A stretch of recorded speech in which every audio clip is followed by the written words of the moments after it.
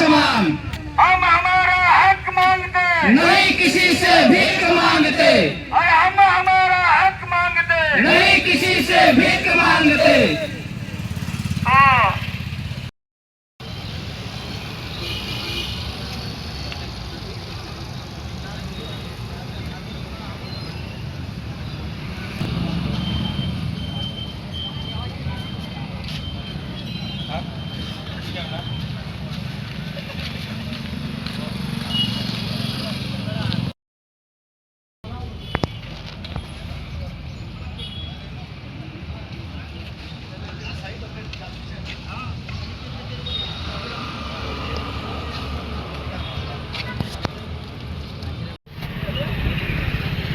જય આદિવાસી।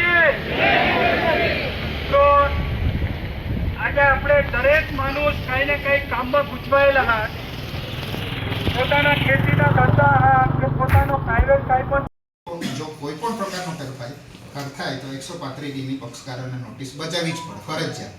પણ હાલની અંદર ડાંગની અંદર શું ચાલી રહ્યું છે, જેને આદેશપત્ર મળી ગયું, અધિકારપત્ર મળી ગયું, એની સીધી ટીએસપી યાદી મોકલે અને મામલતદાર અહીંયા એન્ટ્રી પાડી દે. એટલે અમને 135 જે કાયદાએ અધિકાર આપ્યો છે, અમારો વાંધો હોય કે ના હોય કે એમાં ફેરફાર કરવાનો કોઈ હોય તો એ અધિકારથી અમને વંચિત રાખેલા છે. તો અમારી કલેક્ટરશ્રીને એ જ રજૂઆત છે કે 135 તો નોટિસ ફરજિયાત બજાવો.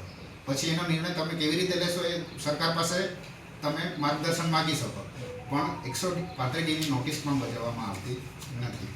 સાથે સાથે સામૂહિક જે દાવા અરજીઓ છે તેમાં અમારા ધ્યાન પ્રમાણે 126 જેટલા ગામોની અંદર હાલમાં સામૂહિક દાવા અરજીઓ થયેલી. તેમાંથી અમુક ગામોએ 6 અધિકાર માટે માગણી કરેલી, અમુક 5, અમુક 4, અમુક 3 એવી રીતે. તો જેણે 6 માંગ્યા તો એમને 5 કે 4 જ મંજૂર કરીને આપી દીધા, અને જેણે 4 કે 3 માંગ્યા એમાંથી 2 જ આપ્યા. હકીકતમાં સામૂહિક દાવામાં એવી કંઈ જોગવાઈ નથી કે કોઈ પણ અધિકારને આપણે ના મંજૂર કરીએ. તો એવા દાવાઓને પણ ફરીથી પૂર્તતા થાય, એ દરેક ગામને 6 અધિકાર મળે, એના માટે ટીએસપી અને જિલ્લા કક્ષા સમિતિને સ્પેશિયલ ઝુંબેશ ચલાવે એ બાબતની અમે રજૂઆતો આ સાથે સામેલ રાખીને વિગતવાર આવેદનપત્ર આપ સૌને સુપરત કરીએ છીએ. અને સાથે સાથે છેલ્લો મુદ્દો સાહેબ એ રહી ગયો કે અભયારણ્ય અને ઇકો સેન્સિટિવ ઝોનની અંદર પણ જે ગામોએ આવા અરજીઓ કરેલી સામે તેમાં આજ દિન સુધી નિર્ણય નથી લીધા. એ લોકો એવું કહે છે કે અભયારણ્ય અને ઇકો સેન્સિટિવ ઝોનમાં અમે આપી શકીએ એવું નથી, પણ એનું અમને વિગતવાર કારણ કોઈ નથી આપ્યું. ઓરલી કહે છે પણ વિગતવાર કારણ આજ દિન સુધી આપ્યું નથી. હકીકતમાં કાયદાની નિયમોમાં જોગવાઈ છે કે અભયારણ્યમાં આવે કે ઇકો સેન્સિટિવ ઝોનમાં આવે, એ સામૂહિક વન અધિકાર જે તે ગામની ગ્રામસભાને છે એને મળવો જ જોઈએ, અને નર્મદાની અંદર એ લોકોએ આપ્યા છે. આ અમારી મુખ્યત્વે રજૂઆત મોટી છે સાહેબ. એ સાથે બધા અમે પરિપત્ર નિયમો બધું સામે રાખ્યું છે સાહેબ. તો અપેક્ષા રાખીએ છીએ આપ સાહેબ પર્સનલ ઇન્ટરેસ્ટ લઈને અમારી સમસ્યાઓ બાબતે એનું ધ્યાન રાખો.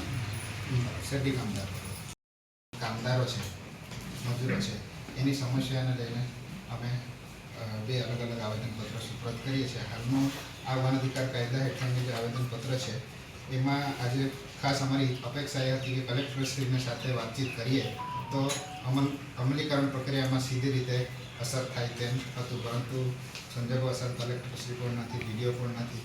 તો આપશ્રીને અમે જવાબદારી આપીને જઈએ છીએ કે અમારા આવેદનપત્રની અંદર જે પણ માગણીઓ છે એનો નિકાલ અહીંના લેવલે એટલે ડીએલસી અને એસડીએલસી જ કરી શકે એવા કાયદા અને પરિપત્રના અમે કોપી આ સાથે મૂક્યા છે.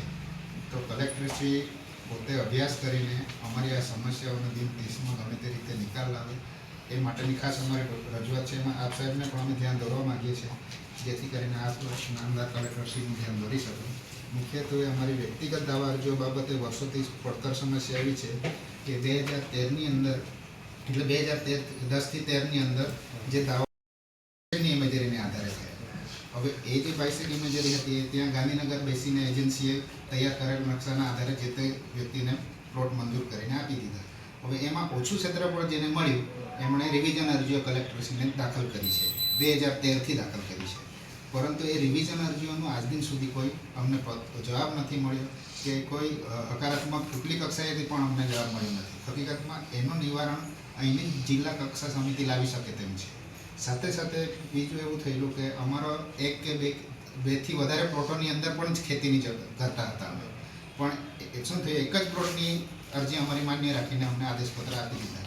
બીજા 2 કે 3 કે 4 પ્લોટ છે એનો નિર્ણય થયો નહીં, એટલે અમે ફરીથી કલેક્ટરશ્રીને પ્લોટ અરજીની સુનાવણી રાખવા માટે અરજી આપી, તો એ પણ આજ દિન સુધી પેન્ડિંગ છે. સાથે સાથે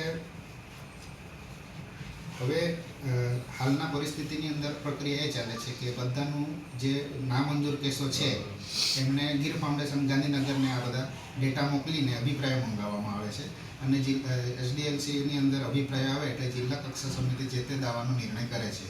હવે એની અંદર પણ શું થયું છે કે જે નકશાનો ઉપયોગ ગીર ફાઉન્ડેશને કર્યો એની કોપી જે તે દાવેદારને આપવામાં નથી આવતી, જેથી કરીને દાવેદારને અપીલની તક નથી મળતી. અમને લાગે કે નકશા પ્રમાણે બરાબર છે તો અમે અપીલ કરીએ કે નહીં કરીએ એનો નિર્ણય તો કરી શકવો જોઈએ. તો એ પણ કાયદાની અંદર 2015ના પરિપત્રમાં જોગવાઈ છે કે આના પ્રમાણે એનો નિકાલ કરવો જોઈએ, તો એ પણ અમે એની સાથે સામેલ રાખ્યું છે. સાથે સાથે સામૂહિક અધિકારની અંદર અમારી સમસ્યા બીજો એક મુદ્દો વ્યક્તિગતમાં રહે છે કે આપણે સૌ જાણીએ છીએ કે રેવન્યુ રેકોર્ડ ઉપર એટલે કે હકપત્ર સરકારે જે લઘુત્તમ વેતન નક્કી કર્યું છે 476, 27 માર્ચ 2023માં સરકારે નોટિફિકેશન બહાર પાડી અને લાગુ કરવા માટેની સૂચના કરી છે, પણ સુગર ફેક્ટરીઓ એમની મનમરજીથી સુગર ફેડરેશન સાથે રહીને 375 રૂપિયા ચૂકવે છે, અને એમાંથી અન્ય કપાતના નામે 21 રૂપિયા કપાત કરીને અને મુકાદમને કમિશન એનામાંથી જ આપે છે. તો આગળ મુકાદમને કમિશન અલગથી ચૂકવવામાં આવતું અને લઘુત્તમ વેતન મજૂરોને પૂરું ચૂકવાતું હતું. અત્યારે આ નોટિફિકેશન પછી એમને આ રીતે ભાગ પાડીને ચૂકવવામાં આવે છે, જે બિનકાયદેસર છે, અને નોટિફિકેશનનો સરકારનો જે કાયદો છે એનો સદંતર ઉલ્લંઘન છે. તો સાહેબને અમે અહીંયાથી ડાંગ જિલ્લામાંથી બી આપણા 50 થી 60 હજાર મજૂરો કામ કરવા જાય છે સુગર ફેક્ટરીઓમાં, તો એમના હિત અર્થે અને અન્ય રાજ્યમાંથી આવતા કામદારોના હિત અર્થે આ નોટિફિકેશનનો પૂરેપૂરો અમલ થાય અને સુગર ફેક્ટરીઓ ચૂકવે એના માટે અમે આવેદન આપીએ છીએ.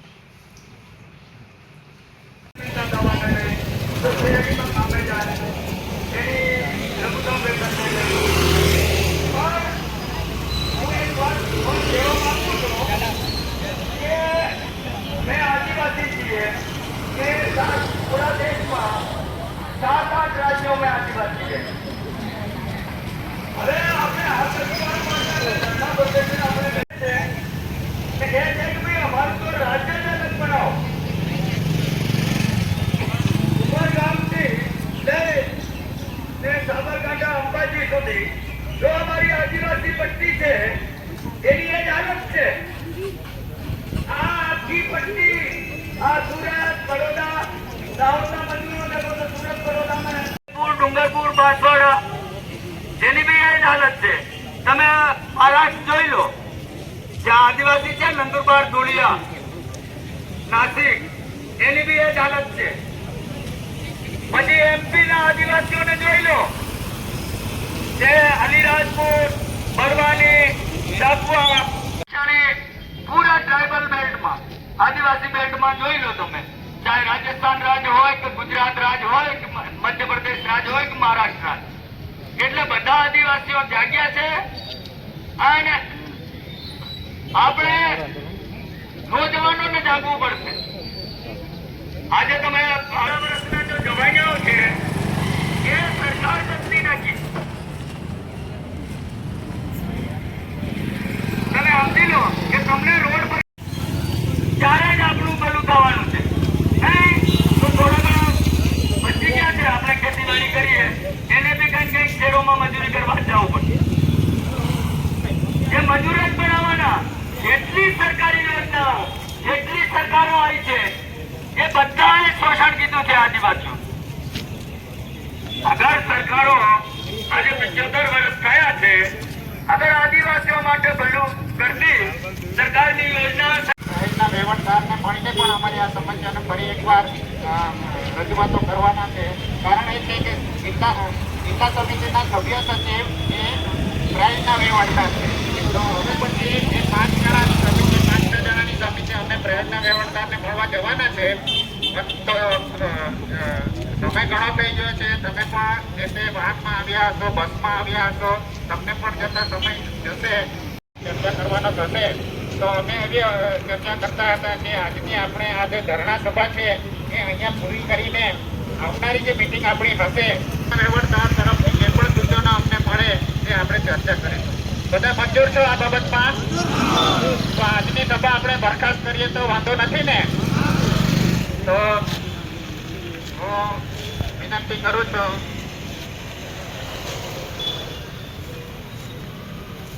રમેશભાઈ આજના